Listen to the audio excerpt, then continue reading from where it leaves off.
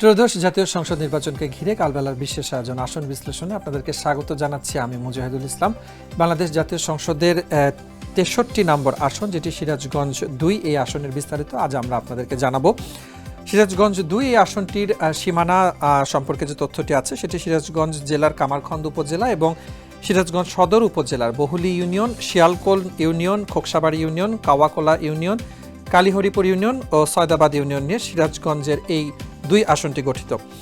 এই আসনটির আরেকটি ইউনিয়ন নিয়ে যে তথ্য আছে যে বহুলী ইউনিয়ন একাদশ এবং দ্বাদশ জাতীয় সংসদ নির্বাচনে সিরাজগঞ্জ ১ আসনের অন্তর্ভুক্ত ছিল।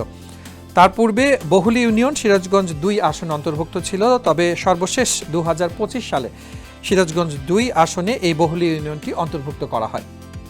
জানাচ্ছিলাম আপনাদেরকে এই আসনের সীমানার বিষয়ে এবং সর্বশেষ ২০২৬ জানুয়ারির আপডেটকৃত যে তথ্য, সেই তথ্য অনুযায়ী এখানে সর্বমোট ভোটার আছেন ৪,৬৯,৮৭৮, পুরুষ ভোটার আছেন ২,৩৫,২৪৮, নারী ভোটার আছেন ২,৩৪,৬২৬, অন্যান্য ভোটার আছেন ৪ জন। ত্রয়োদশ জাতীয় সংসদ নির্বাচনে এই আসনটি থেকে প্রতিদ্বন্দ্বী প্রার্থী আছেন মোট ৭ জন, স্বতন্ত্র প্রার্থী ০।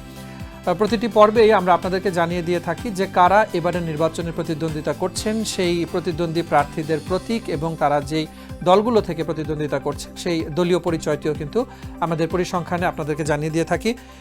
সিরাজগঞ্জ ২ এই আসনটি থেকে এবারে ইকবাল হাসান মাহমুদ বিএনপি থেকে ধানের শেষ প্রতীকে নির্বাচন করছেন। মোহাম্মদ জাহিদুল ইসলাম ১১ দলীয় জোটের পক্ষে বাংলাদেশ জামাত ইসলাম থেকে দাঁড়িপাল্লা প্রতীকে, মোহাম্মদ মহিবুল্লাহ ইসলামী আন্দোলন বাংলাদেশের পক্ষ থেকে হাতপাখা প্রতীকে, এস এম আবদুল্লাহ আল মামুন বাংলাদেশ সমাজতান্ত্রিক দল বাসদের পক্ষে মই প্রতীকে, মোহাম্মদ সোহেল রানা জনতার দল থেকে কলম এবং মোহাম্মদ মাহফুজুর রহমান গণ অধিকার পরিষদ জিওপি থেকে ট্রাক প্রতীকে নির্বাচন করছেন।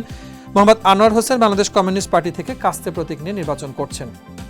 জানাচ্ছিলাম প্রার্থীদের দলীয় পরিচয় এবং প্রতীক, সেই সাথে আপনাদেরকে এক নজরে দেখিয়ে দিতে চাই ১৯৯১ থেকে ২০২৪ এই সময়গুলোতে বাংলাদেশে যে নির্বাচন অনুষ্ঠিত হয়েছিল সেই বিগত দিনের নির্বাচনে কারা বিজয়ী প্রার্থী ছিলেন, তাদের প্রাপ্ত ভোট কত ছিল সেটির পরিসংখ্যানও আমরা আপনাদেরকে জানাবো।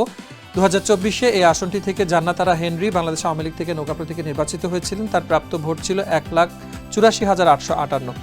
২০১৮ এবং ২০১৪তে প্রার্থী বিনা প্রতিদ্বন্দ্বিতায় নির্বাচিত হয়েছিলেন ডক্টর হাবিবে মিল্লাত। ২০১৮তেও তিনি বাংলাদেশ আওয়ামী লীগ থেকে নৌকা প্রতীকে নির্বাচিত হয়েছিলেন। ২০০৮ এই আসনটি থেকে নির্বাচিত হয়েছিলেন বিএনপি থেকে ধানের শীষ প্রতীকে রুমানা মাহমুদ।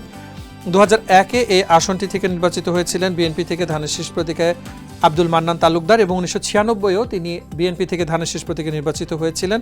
আব্দুল মান্নান তালুকদার ১৯৯১ নির্বাচিত হয়েছিলেন বিএনপি থেকে, সে সময় তার প্রাপ্ত ভোট ছিল ৪৬,১০১। এবারে অপেক্ষা আমরা থাকবো যে ত্রয়োদশ জাতীয় সংসদ নির্বাচনে কোন নতুন মুখ এখানে আসতে পারে, কোন দলটির এখানে জয় জয়কার হতে পারে, আর তার জন্য অপেক্ষা করতে হবে ১২ ফেব্রুয়ারি আসনের নির্বাচন পর্যন্ত। এই ছিল আজকের আসন ভিত্তিক পর্বের বিশ্লেষণে। দেখা হবে নতুন আরেকটি পর্বে, থাকবে নতুন একটি আসন, সেই আসনের যাবতীয় বিস্তারিত তথ্যের বিশ্লেষণ। সে পর্যন্ত কালবেলার সাথে থাকুন।